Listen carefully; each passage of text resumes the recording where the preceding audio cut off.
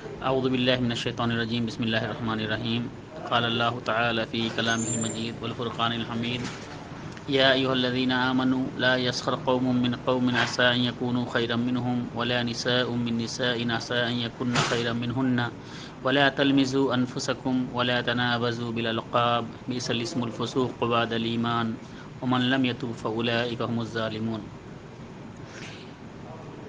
کوئی عورت کسی عورت کا مذاق نہ اڑائے، ہو سکتا ہے کہ مذاق اڑائی جانے والی عورتیں مذاق اڑانے والیوں سے بہتر ہوں۔ یہ سورہ حجرات کی آیت نمبر 11 کا ایک ٹکڑا ہے۔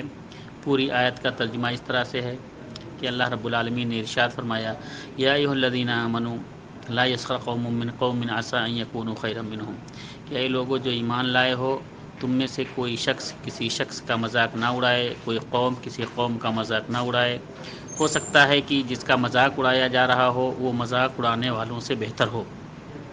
ولا نساء من نساء عسى ان يكن خيرا منهن، اور اسی طرح سے کوئی عورت کسی عورت کا مذاق نہ اڑائے۔ ہو سکتا ہے کہ مذاق اڑائی جانے والی عورتیں مذاق اڑانے والیوں سے بہتر ہوں۔ ولا تلمزوا انفسکم، اور آپس میں ایک دوسرے کی عیب جوئی نہ کرو، ایک دوسرے پر عیب نہ تراشو، نہ لگاؤ۔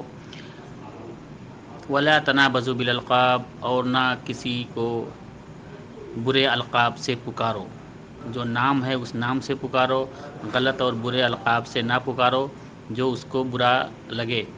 بئس الاسم الفسوق بعد الایمان، یقیناً بہت بڑا گناہ ہے، بہت بڑا فسق ہے ایمان لانے کے بعد۔